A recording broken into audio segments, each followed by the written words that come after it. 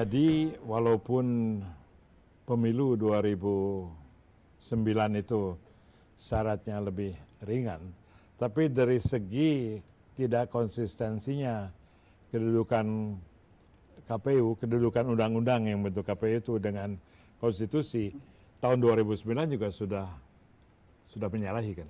Sebetulnya iya.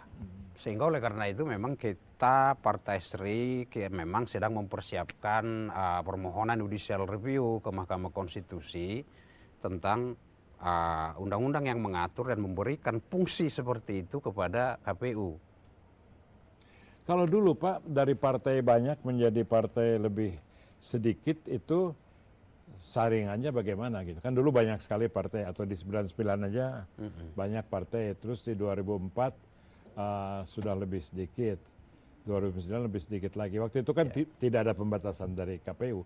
Bagaimana itu partai-partai direduksi jumlahnya? Sebetulnya di sini kita yang harus waspada. Kita sepakat bahwa perlu penyederhanaan partai politik. Tetapi yang harus kita ingat adalah penyederhanaan partai politik tidak hanya sekedar soal jumlah. Dan tentunya kita juga harus mempersoalkan apakah penyederhanaan partai politik itu ditempuh dengan cara-cara yang demokratis. Wasit yang paling betul sebetulnya untuk menentukan partai mana yang boleh sebagai peserta pemilu dan partai mana yang boleh survive, berapa banyak partai dalam sebagai peserta pemilu sebetulnya adalah itu harus kita serahkan kepada rakyat. Kalau kita langsung ya, karena ini kan pada akhirnya nanti rakyat akan memberikan kepada suaranya kepada partai-partai yang memang menurut mereka cukup berbuat untuk menyalurkan aspirasi dan kepentingan mereka dalam kepentingan real mereka. Rakyat itu kalau ada perasaan tergugah keadilannya menghadapi satu perangkat keputusan hukum, apakah tidak bisa bersuara katakanlah melalui suatu referendum? Referendum mungkin itu hal yang susah. Untuk hal-hal tertentu mungkin ya. Tidak untuk undang-undang ya? Betul, untuk undang-undang belum, tapi untuk satu hal kasus-kasus yang tertentu. Jadi berarti kalau memang pembatasan partai ini menghasilkan bahwa sekian banyak orang di 33 provinsi, 470 kabupaten tidak tersalurkan suaranya, maka itu menjadi kenyataan politik.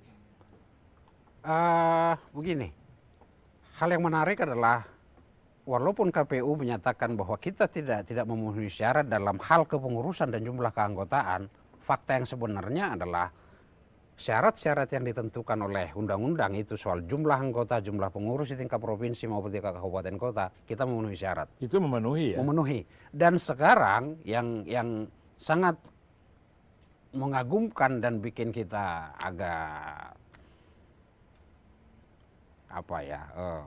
sampai sekarang mereka tidak mau bergabung dengan partai-partai yang lain. Mereka masih menunggu putusan kasasi kita.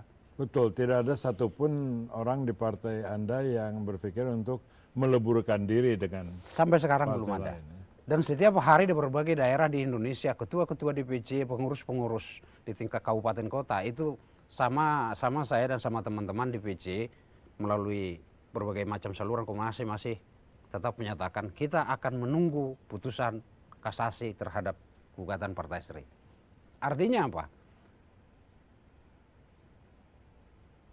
Bahwa verifikasi yang dilakukan oleh KPU, terutama dalam hal ini untuk Partai Sri, ini tengah diuji dengan verifikasi yang dilakukan oleh rakyat. Jadi sebetulnya ini suatu constitutional crisis juga.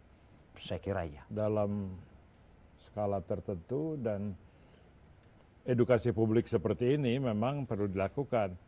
Selama ini terjadi, apakah Pak Horas berkesempatan untuk diwawancara di televisi lain atau memberikan pembelajaran pada orang-orang yang meminati hukum? Saya harus katakan bahwa kartel politik yang kita hadapi ternyata juga terjadi juga kartel di bidang media massa, sehingga memang perjuangan teman-teman bersama dengan partai-partai politik yang lain memang terbentur kepada akses terhadap pemberitaan, sehingga kita apa yang kita persoalkan dan apa yang kita lakukan, apa yang kita suarakan memang itu seakan hilang di bagai teriak di padang Untunglah pasir. televisi ini tidak merupakan bagian dari kartel itu, karena televisi ini masih menghargai siaran independen, dan juga acara Anda juga available melalui sosial media, melalui YouTube, jadi kebenaran akan terungkap. Terima kasih Pak Horas. Terima kasih. Dan terima kasih saudara-saudara, saksikanlah episode berikutnya.